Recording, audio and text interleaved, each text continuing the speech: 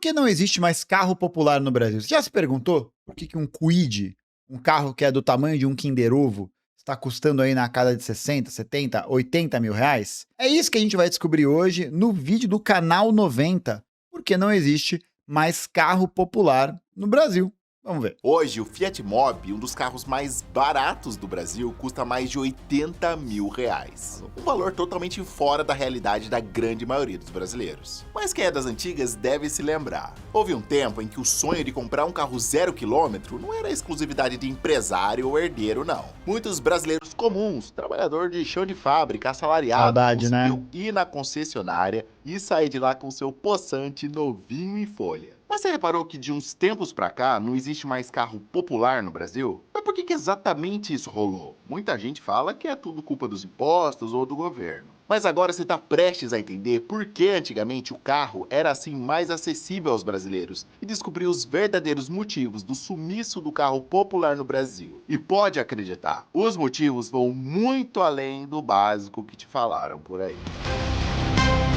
Essa música épica.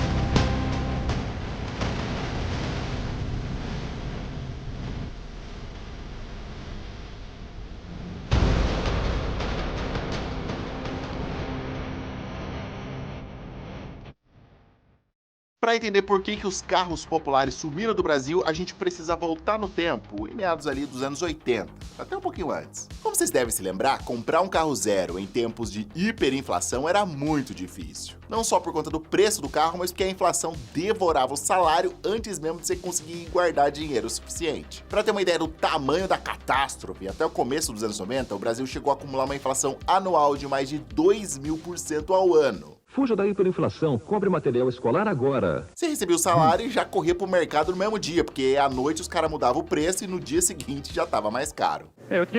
Quando eu cheguei para comprar o iogurte, eles estavam colocando iogurte novo. E o antigo estava R$10,80.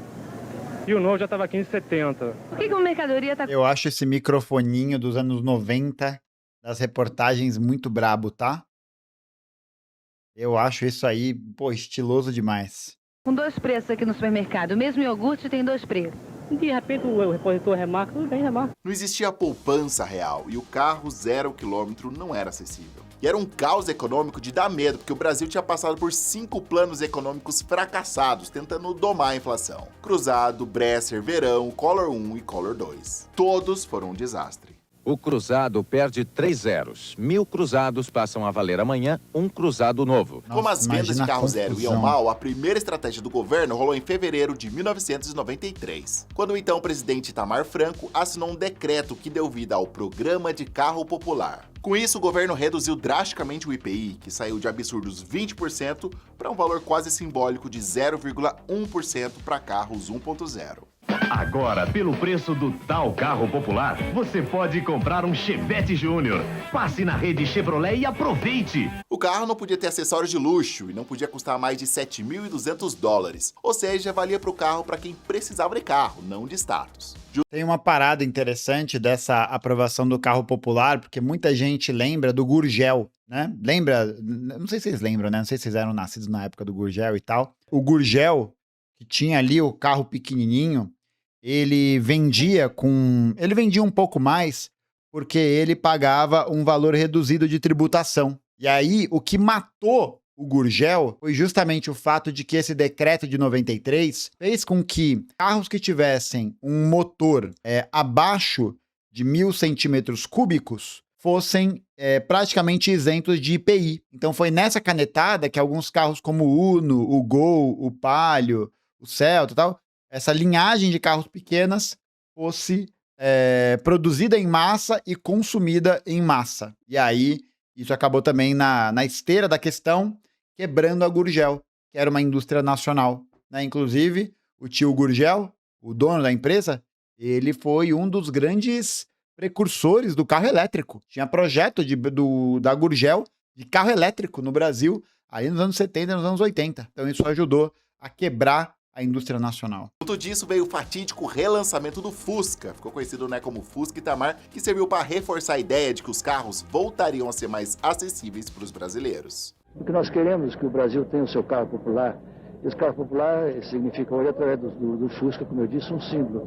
E esperamos que, evidentemente, ele possa ser acessível às classes mais populares do país. E dá pra dizer que o plano funcionou. O mercado, que estava patinando com 700 mil veículos vendidos em 92, saltou para 1 milhão e 130 mil unidades já em 93. A preferência é pelo carro popular, mais barato e com mercado garantido. Ainda assim, o plano por si só não fez nenhuma mágica, né? Não deixou os carros assim a preço de banana, até porque a moeda, né, que é vigente na época, o Cruzeiro Real, era muito desvalorizada. Apesar da intenção dele ter sido de lançar um carro popular, mas o preço não é popular, certo? Inclusive, quando lançaram o Fusca, né, o relançamento do Fusca da fabricação aqui no Brasil, até o Itamar Franco falou, rapaz, tá caro esse negócio, hein? Beleza, relançou e tal, mas nossa, tá meio caro esse carro, né?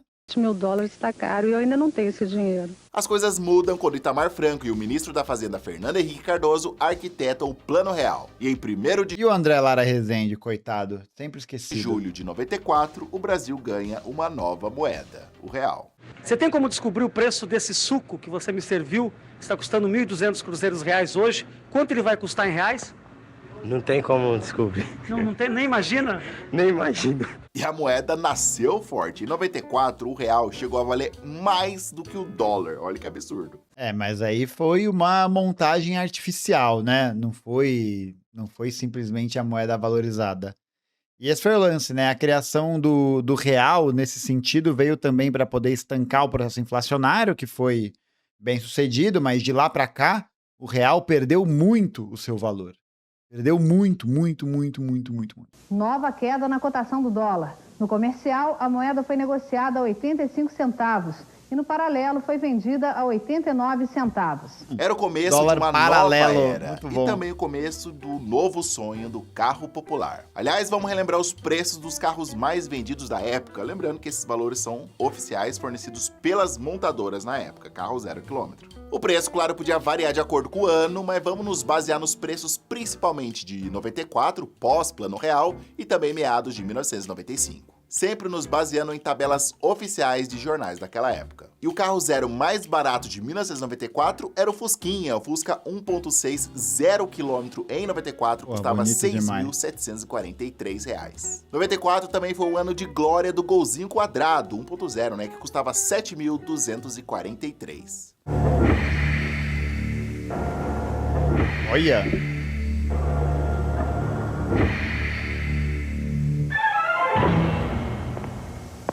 Pô, baita propaganda, tá? Gol. Tanto por tão pouco.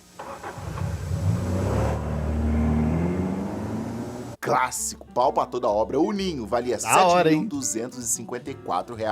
Um Escort Hobby 1.0 saía pela bagatela de R$ 7.386. E um belíssimo Corsinha em 95 custava R$ 7.350. Importante é o espaço que o Corsa tem. Isso sim, acabamento perfeito. Que vontade de comprar um Uno. Que palavra é essa? Devagar com o andor. Pra onde esse mundo vai? Ele está chegando. Corsa, um carro fora do sério.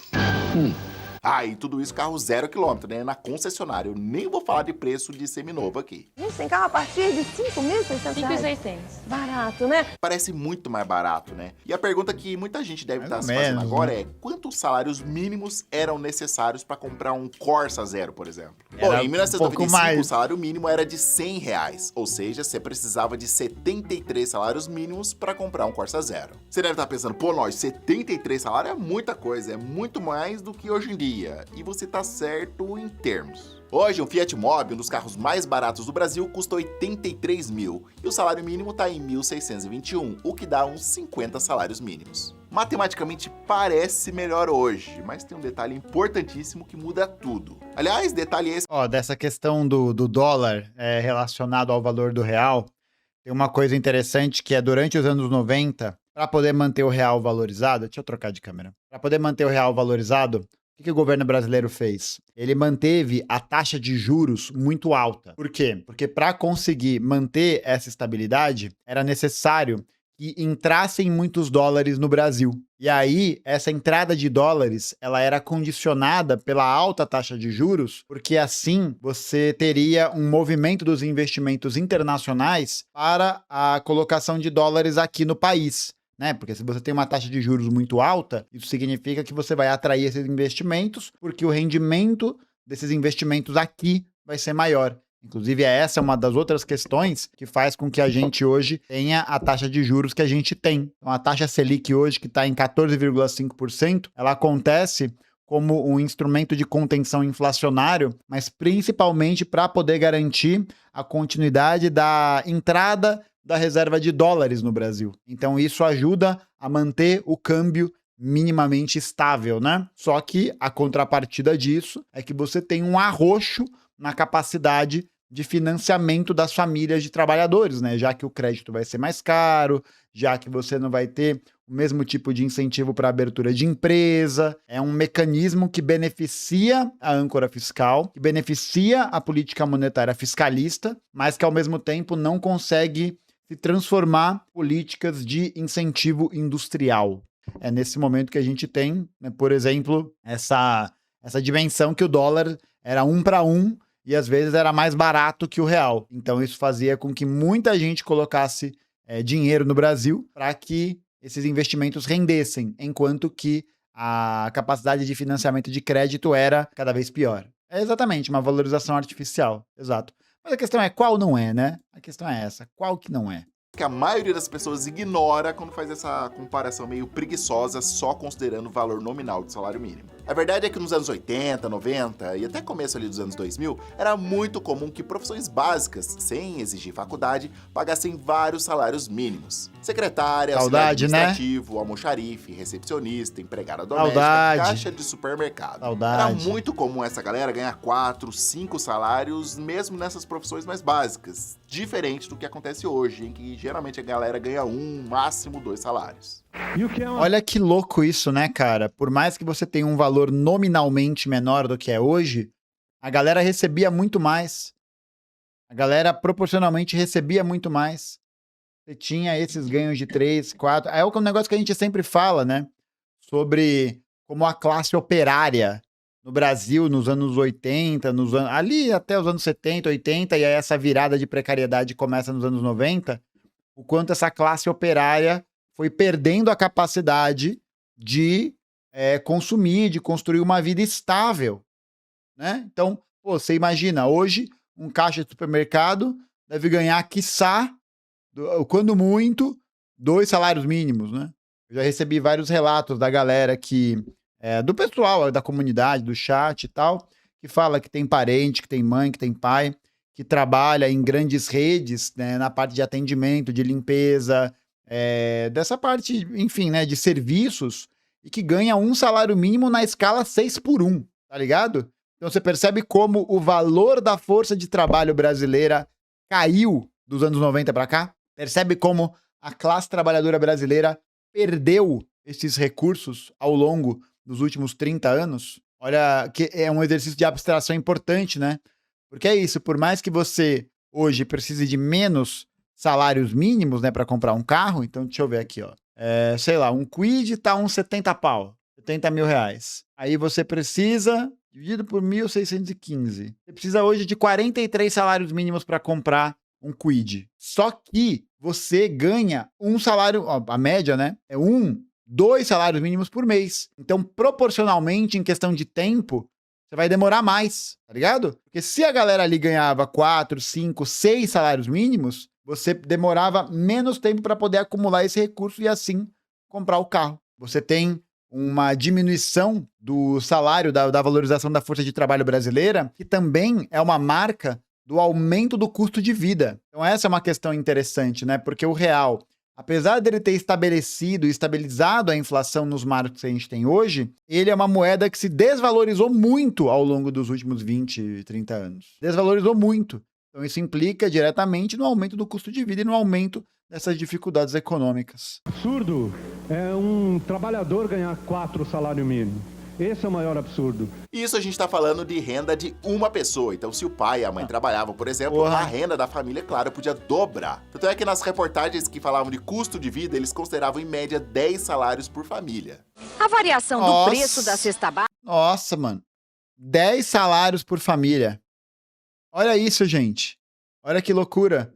A gente assistiu aquele documentário falando sobre a realidade dos feminicídios no Brasil, na live noturna de quarta-feira, e a gente viu que a Cristiane, né, aquela mulher que havia sido vítima de uma tentativa de feminicídio e tal, ela tinha 3 empregos para ganhar R$ 4.500. Tinha 3 trabalhos para ganhar R$ 4.500. 3. Olha isso, mano. Olha como a nossa percepção vai sendo distorcida ao longo do tempo. Pô, que doideira, né? Que é um termômetro do custo de vida. Para fazer as contas, o modelo é uma família paulistana de 4... Vocês viram ali a nota lendária? Lembra dessa aqui? Calma. Lembra dessa aqui? Quem que é dessa época? Da nota de plástico? De R$10, isso mesmo. Para comemorar os 500 anos do descobrimento. Skin lendária. Oh, tem umas guardadas aí. Guarda isso aí, hein? Guarda isso aí. Eu tenho uma moeda de 1 centavo. De 1994. Eu guardadinha. A nota de R$10 vinha com uma mira nela. Calma aí, pô. Pera aí. Botava ela no olho, você virava o Exterminador do Futuro. Calma aí, né? Pô, que saudade, né? Que tempo bom. Família paulistana de 4 pessoas com renda de pouco mais de 10 salários mínimos. E os dados oficiais confirmam isso. Segundo dados do IBGE e do Ministério da Administração e da Reforma do Estado, em 1995, os chamados cargos operacionais como telefonista, motorista, digitador, etc., recebiam em média R$ 437 na iniciativa privada, o que dava mais de 4 salários mínimos, ou então 635 no serviço público. Nossa, mano, que isso? 4 salários mínimos hoje? Não, gente, eu achei que o vídeo ia ser mais good vibe, vamos ficar triste. 4 salários mínimos hoje é R$ 6.400. Me responde, que operador de telemarketing ganha R$ 6.400? Que motorista de aplicativo ganha R$ 6.400 trabalhando uma jornada CLT com todos os benefícios? Então... eu não acho que no caso é nostalgia. Eu acho que no caso, tipo, tudo bem, tinham outras questões, né? Existiam outras questões no caminho. Mas o que é interessante é de observar o quanto essa narrativa do controle inflacionário, do plano real, da estabilidade, serviu como a plataforma para a ascensão do modelo econômico neoliberal, que foi mantido pelo FHC, mantido pelo Lula, mantido pela Dilma, mantido pelo Temer, mantido pelo Bolsonaro.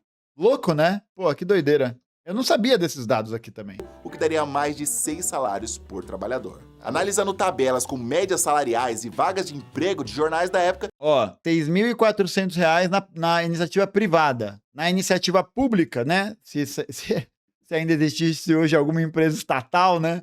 R$ 9.690. E, gente, nós estamos falando de R$ 9.690 hoje... para cargos operacionais. Não é cargo de gerente. Não é cargo de alto escalão. É cargo operacional. Velho, que loucura. Também fica fácil confirmar que profissões básicas pagavam 4, 5 salários ou até mais. Porra. Vamos dar uma olhada nessa tabela com médias de... Ah, não. Pelo amor de Deus. Por favor, não. Não, mano. Olha aqui, ó. Vamos ver. Mecânico de refrigeração. A menor média do mercado dava 2 salários mínimos. A menor média do mercado. Olha aqui. Vamos ver um outro aqui. Operador de empilhadeira. A menor média era um pouco menos de 1 salário mínimo. Olha isso, mano. Psicólogo pleno. A menor média do mercado era 5 salários mínimos. O que mais? Auxiliar de enfermagem. A menor média era quase 2 salários mínimos. Garçom. A menor média. A menor média do mercado. De mercado pequeno. Nós estamos falando de mercados pequenos, de empresas pequenas. 1 salário mínimo. A média era 3, quase 4. Mano, me responde uma coisa. Em que universo, hoje, um garçom ganha R$ 4.800? Nossa, mano. Meu Deus do céu. Que agonia. Que agonia. Não, mas tá tudo bem. Mas o Brasil tá bem demais. E tem o asterisco ainda, né? É isso, né? Hoje, R$ 6.000... 1,12k dólares, é isso? Na época, R$400 era $1. Aliás, olha, R$400 era praticamente $400. Nossa, moleque, tá louco, mano. Que isso, velho? Ô, pare. Me tirou o neoliberalismo, me deixando só com o neoliberalismo. Caralho, que doideira, velho. Meu Deus, que agonia. Salários do mercado, publicado em 1995. Mano, olha isso. Um bibliotecário pleno. Não, isso aqui é maluquice. Um bibliotecário pleno, num setor de administração, ganhava R$2.000. Ganhava 20 salários mínimos. Meu Deus, mano. Jogaram a bomba atômica da dependência em nós. Meu salário trabalhando nos Correios há 23 anos é de 3.362. Há 23 anos. Tá louco, mano. Meu Deus. Era R$100. Um garçom de bar ou restaurante ganhava R$368. Tá louco, ou seja, mano. quase 4 salários. Nossa. Que garçom hoje que ganha 4 salários, gente? Daria mais de R$6.000. Coitados do garçom. Como você ser bem tratado influencia na sua refeição.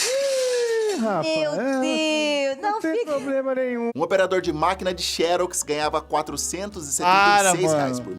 Para, velho. Nossa, para com isso. Um operador... tudo bem, né? Ainda existe operador de Xerox? É 4,7, né? Porque é R$100 salário mínimo. Ó, 1.615 vezes 4,7. R$7.500, mano. R$7.500, moleque. Mano, é isso. Eu vou voltar no tempo e trabalhar de operador de Xerox. O que dá pouco mais de 4 salários. Você disse que recebe 4 salários. 4 salários. Um auxiliar de contabilidade ganhava em média R$839. Meu Deus! Ou seja, mais de 8 salários. Auxiliar de almoxerifado, 500. Nossa, gente, vamos lá. Não, vamos deprimir, ó. 8,39 vezes 1.615. R$13.500. R$13.500. Não, vou ter que deixar o chat. Não, chat, desculpa, vocês vão ter que participar desse momento sublime de destruição da esperança aqui. R$13.500 um auxiliar de contabilidade. Pra ser auxiliar de... Meu Deus, mano. Eles destruíram o Brasil. E agora isso aqui virou o Betil, virou o Mineraril, o Sogil. Meu Deus, mano. Por isso que a galera pintava a rua na época da Copa do Mundo. Por isso que a rapaziada fazia o Bebeto. Entendeu? Puta merda, mano. Que isso? É o Comoditil, né? Terraril, Agril. Tá louco, mano. R$87, quase 6 salários. Técnico de mano. eletrônica, R$874, quase 9 salários. Soldador, 928 pila, ou seja, 9 salários mínimos. Lembrando que essas profissões não exigiam faculdade, né? Era primeiro ou segundo grau completo, no máximo um curso técnico. Quem tinha Senai tinha um baita diferencial. Hoje a escola oferece 11 cursos técnicos e tem 1.200 alunos. Gente que está preocupada com a reciclagem para conseguir promoção, mas principalmente para não perder o emprego. Agora, cargos para pessoas que tinham curso superior, aí sim pagavam infinitamente Não, aí mais. é maluquice. Arquiteto, É loucura. R$1.200, ou seja, loucura. 12 salários mínimos. Economista júnior, R$1.506. Júnior. Ó, 15 vezes 1.615. R$24.000. Vai tomar no cu, rapaz. Vai se fuder, pô. Vai se fuder, mano. Para com isso. Ou seja, 15 salários. Programador de computador, 1.521, também 15 salários. Detalhe, o custo de vida nessa época é mais barato do que é hoje, né? Exatamente. Agora, leve em consideração o salário mínimo da população. Beleza. Então tá certo, né? Exatamente. Naquela época recebiam mais salários mínimos que hoje. É aquela coisa, né? Por mais que tenha reduzido, vamos ver outra coisa, vai. A média pernil suíno com couro no supermercado Rossi, segundo o Gemini, é 17,98. Em 2026 é 17,98. Vamos lá, então. Dá mais ou menos 2% do salário mínimo, né? É isso aí. 2,5%, né, na verdade. Ó, então o pernil era 2,5% do salário mínimo em 1995. Olha só, teve até uma redução, né? Porque vai ser 1.798 dividido por 1.621. Hoje, o quilo do pernil é 1,1% do salário mínimo. 1,1% do salário mínimo. Só que a média salarial de 30 anos atrás é muito maior. Olha aí, entendeu? Agora tudo fez sentido. Quanto era um Adidas Samba? Boa pergunta. Boa pergunta. Em 94, eu trabalhava de atendente de locadora e ganhava 3 salários mínimos, R$300. Hoje ganharia 4.845. Quanto custa um atendente de locadora de veículos, vai? Já que não tem mais fita cassete. O salário de um atendente de locadora de veículos no Brasil... Era bom ver o preço de um botijal de gás ou de água e o litro da gasolina, pois são insumos que têm efeito em cascata sobre o preço de outros produtos. O salário de um atendente de locadora de veículos no Brasil em 2026 gira em torno de R$1.800 a R$2.500 por mês. Salário mínimo, chefe. Salário mínimo. A média salarial de 94 era R$360. 3 salários mínimos. Mano, que loucura. Bom, peraí. Média salarial Brasil. A média salarial do Brasil hoje, segundo o IBGE, é 3.722. Isso dá 2,2 salários mínimos. A gente teve uma queda na média salarial. Cara, que bizarro, né? Não, exato. A gente tá comparando o aluguel de um carro com de uma fita cassete. Ainda tem essa, né? Veja o valor da Conguinha Turma da Mônica. Não vou ver isso.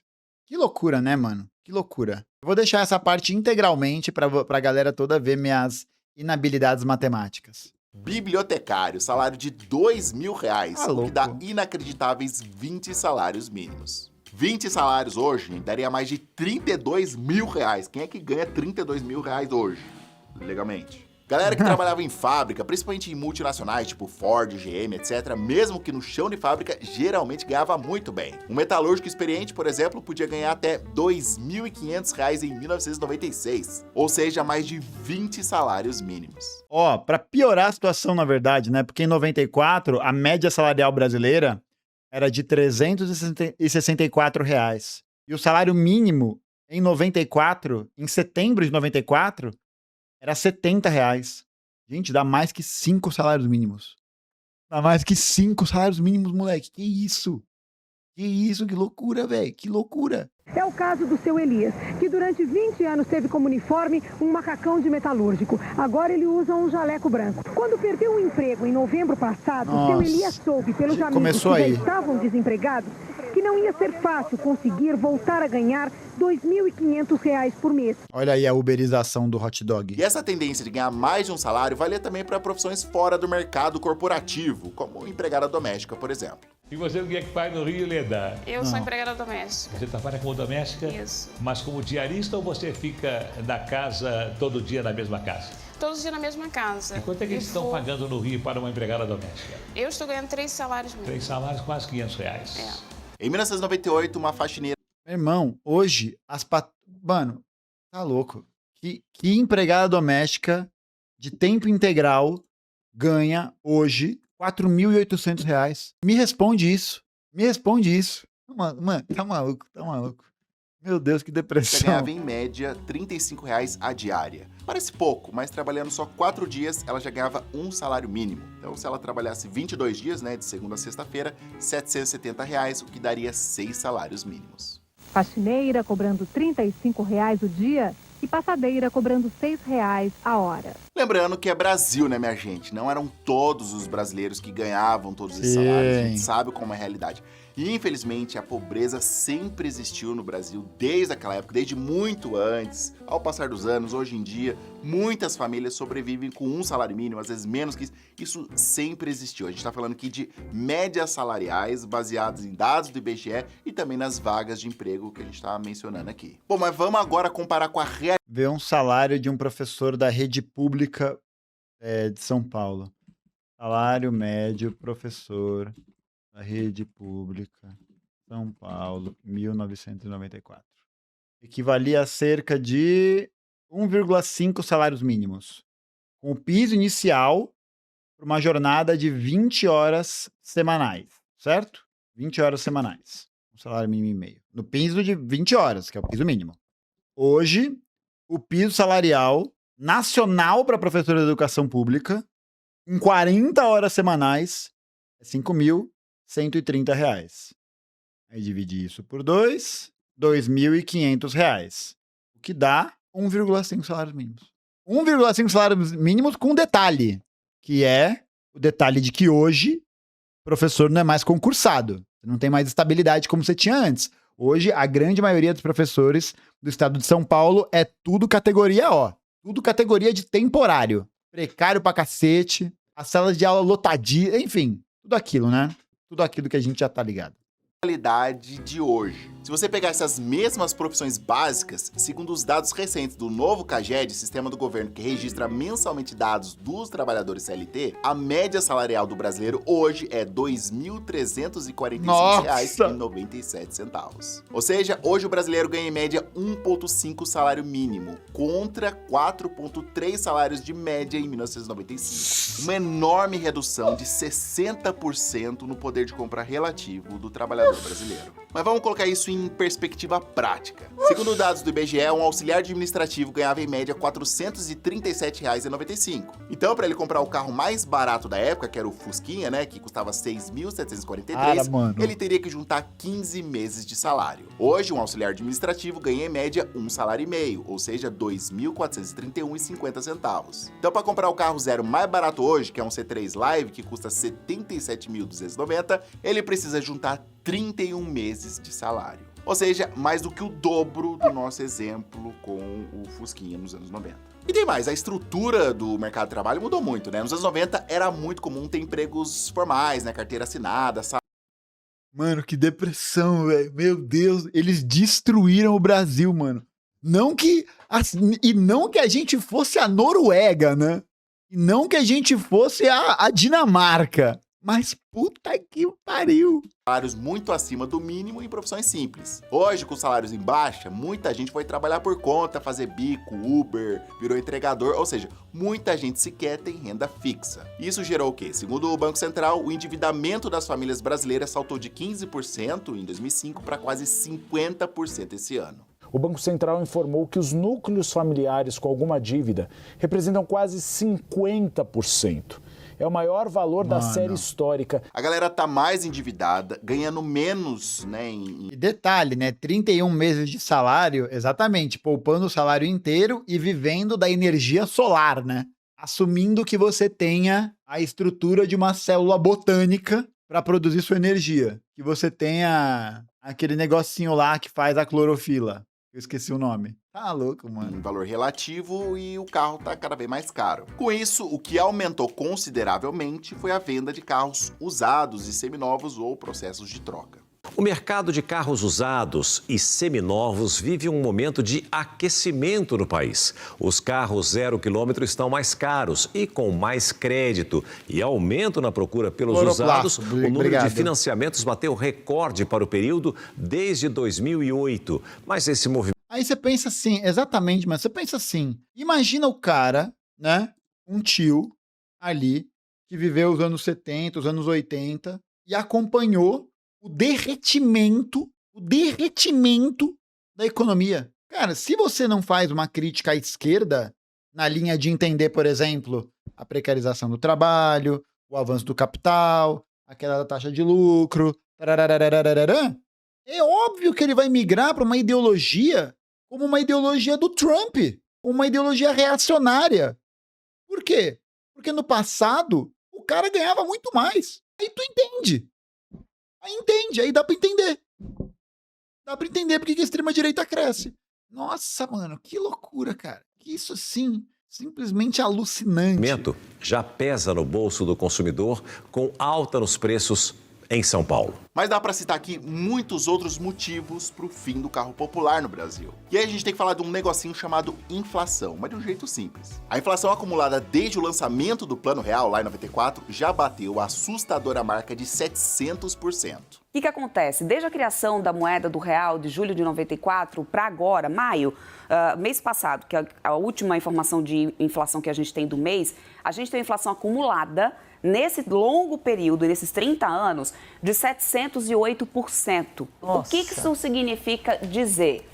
Que hoje, se a gente for fazer alguma compra, por exemplo, de R$100, a gente pagaria essa compra de hoje de R$100, pagaria R$12 na época.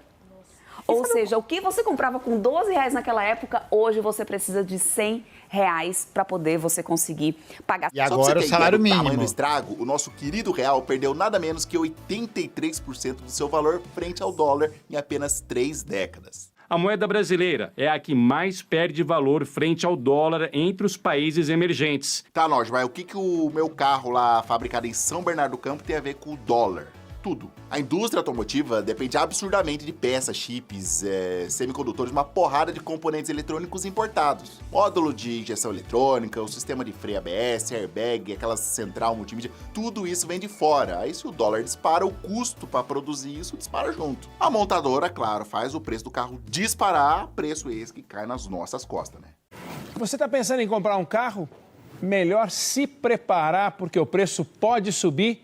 E o motivo? Dólar subindo e a produção de aço caindo. E os impostos? É Brasil, né, minha gente? É Brasil, a gente paga muito imposto desde sempre. Não é hoje, não é ano passado, desde os anos 70, 80, sempre pagamos muitos impostos. E aí, quando a gente tá falando de carro, os incentivos do governo tiveram em vários momentos, mas sempre duram pouco. Lembra do IPI praticamente zero lá do Itamar Franco? Foi pro beleléu. O programa acabou rapidinho, logo em 95, no governo FHC, e o IPI já pulou para 7%. Aliás, o IPI vira e mexe, cai, diminui, zera e depois volta de novo. Em dezembro de 2008, durante a crise financeira global lá que rolou, o governo zerou o IPI para carros 1.0, o que foi responsável por até 20%.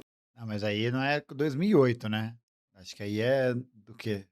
Talvez 98? Da venda de carros entre janeiro e novembro de 2009. Já em 2012, o IPI zero rolou de novo, mas nunca de um jeito permanente, sabe? Recentemente o governo anunciou IPI zero, mas só para os carros chamados carros sustentáveis. Essas reduções temporárias impulsionam as vendas por um tempo, mas não mudam a estrutura tributária do Brasil. Fim do IPI na compra do carro novo. Apesar dos pedidos da indústria, o governo não renovou o benefício que isentava a cobrança do imposto dos carros. As alíquotas começam a subir a partir da meia-noite e até dezembro atingirão os níveis anteriores à crise. Hoje, a carga tributária total sobre um carro zero no Brasil é uma das mais pesadas do mundo. E isso afeta desde o carro zero até as compras do dia a dia. A carga tributária no Brasil atingiu ano passado o maior nível da série histórica. E o aumento de impostos federais pesou nesse resultado. Segundo estudos especializados, quase 50% do preço final de um carro 0 km é puro imposto. Isso não é de hoje, não é do mês passado, durante anos sempre foi assim. O pessoal diz, essas fábricas ganham rios de dinheiro. Não ganham, não. Quando você paga R$100 no seu carro, 40 ou 50, depende do carro, ficaram para o governo, do imposto. Mas aí você tem mais o custo Brasil, que é maior que dos outros países, para trazer as peças importadas, pagou mais um monte de imposto. Num país sem malha ferroviária. O custo do porto é enorme. O custo da estrada esburacada, o custo do frete é maior. Para levar as peças, para trazer os carros, tudo é maior no Brasil. O que rolou no fim das contas é que os preços dos carros subiram muito acima da inflação. O Renault Kwid, por exemplo, ele chegou no Brasil em 2017 custando R$29 mil. Hoje ele custa 80 mil. Que isso? Não quero ciclovia não, eu quero ferrovia, porra. Ciclovia é legal também, importante, mobilidade urbana dentro da cidade, mas a gente precisa de trem, transportar grande quantidade de passageiros. Para transportar mercadoria para lá e para cá. Precisa de trem. A bike é importante, mas a bike, na minha perspectiva, a ciclovia é parte de uma política mais municipalizada, né? Vou concordar com Paulo Cogos. Menos ciclovias e mais planos quinquenais, né? Brincadeira, mais ciclovias e mais planos quinquenais, tá, gente? Aumento de 170%, sendo que a inflação nesse período foi bem menor, foi de 55%. Ou seja, se o preço do Renault Kwid tivesse acompanhado a inflação, hoje ele custaria R$46 mil e não 80. Outro fator a se considerar é que antes, quando os carros eram mais rústicos, digamos assim, era menos custoso fabricar. Aliás, tinha muito mais itens nacionais no carro. Mas com o passar do tempo, isso mudou completamente. Também, né? A gente passou por uma desindustrialização bizarra, né, mano? Bizarra. Nos anos 80, 90, os carros eram raiz, né? Era volante, motor, 4 rodas, um painel de plástico, um abraço. Não tinha direção hidráulica, vidro elétrico, era luxo, retrovisor era no dedão, não tinha airbag e ar-condicionado era abrir a janela. Era um carro mais barato. Não é balela, mas é um fator de impacto.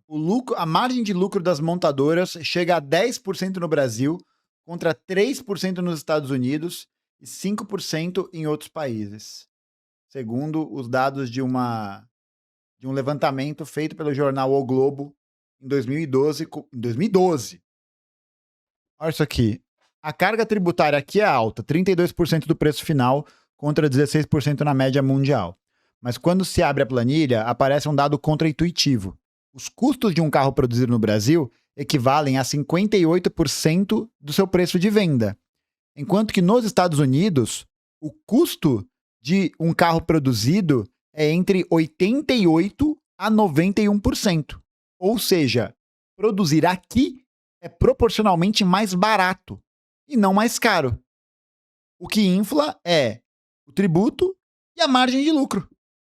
Que loucura. E aí é isso, aí eu acho que o símbolo da BYD, das montadoras chinesas entrando aqui, desmontando esse cartel, aí os caras ficam malucos, né? Barato para fabricar e, consequentemente, mais barato, mais fácil para vender. Porém, mecanicamente, era muito melhor, né? O que tem de carro hoje em dia, daquela época, rodando numa boa, e carro com 40 anos aí rodando na rua. Eu quero ver esses Renault Kwid, esses Mobi rodando bem daqui uns 30 anos, vamos ver. Bom, mas o mundo girou e as leis também. Hoje os carros têm uma série de exigências para cumprir em relação à tecnologia, segurança e até questões ambientais. Hoje, por exemplo, freio ABS e airbag duplo é obrigatório em todos os carros zero. E a partir de hoje, todos os carros produzidos aqui no Brasil devem sair das fábricas com airbags e freios ABS, que evitam o travamento das rodas. Os acessórios obrigatórios vão ajudar a diminuir o risco de acidentes e ajudar a preservar vidas, aumentando o padrão de segurança dos veículos brasileiros.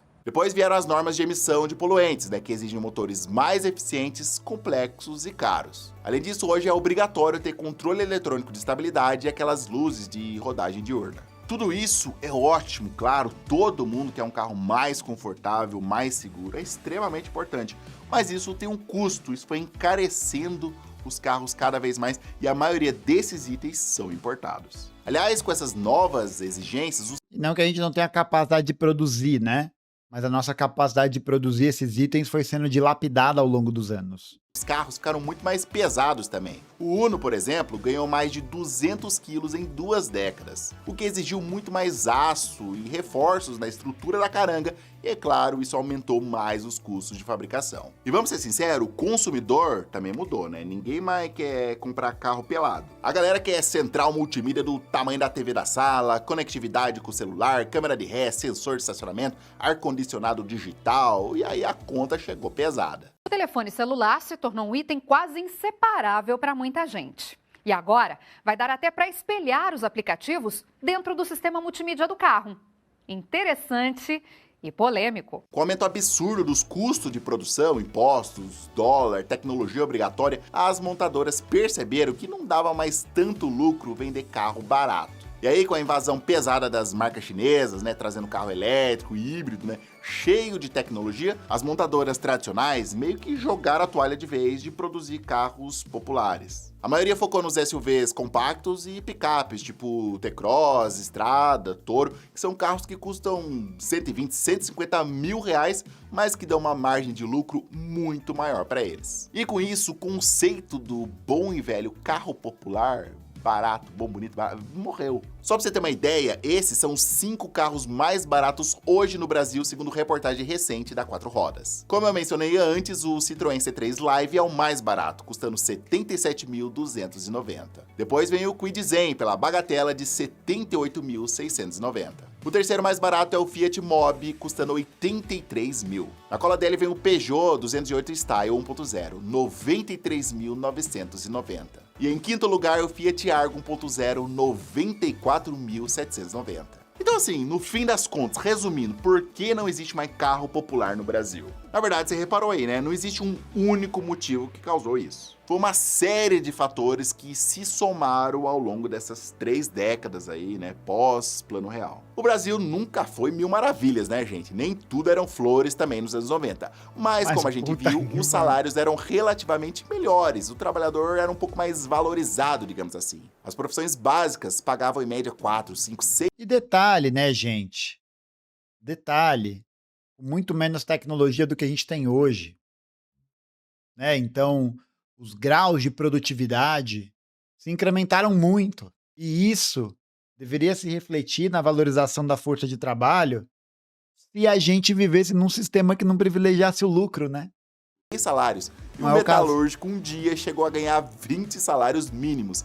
E isso foi se perdendo com o passar dos anos. A gente sempre pagou muito imposto no Brasil. A carga tributária também teve seus altos e baixos. Mas ao longo dos anos isso foi pesando cada vez mais. E ultimamente, quase metade do valor do carro é imposto, ou seja, foi ficando impossível para o brasileiro, o trabalhador comum, ter acesso ao carro zero. Outro culpado foi a desvalorização do real e a inflação, né? Com o real perdendo 83% do valor e a inflação explodindo em 700%, os custos de produção do carro explodiram. E mais do que isso, o brasileiro em geral perdeu muito poder de compra. Só para você ter uma ideia, aquele R$1 em 1994, hoje vale 13 centavos. E sem grana para pagar até as contas básicas do dia a dia, é claro que não sobra grana para comprar carro. Vamos imaginar que uma pessoa colocou R$100 debaixo de um colchão lá em 94, quando foi criado o real.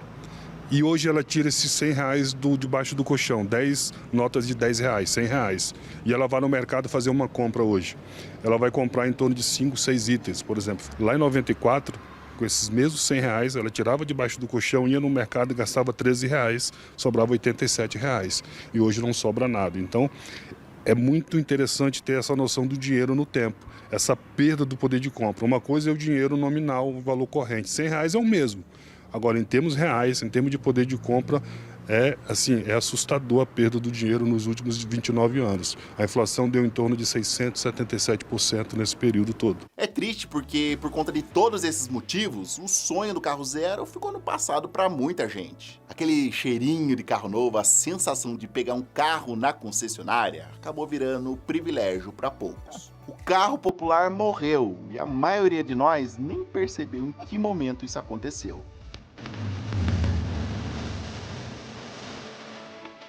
Musiquinha, nostalgia cyberpunk.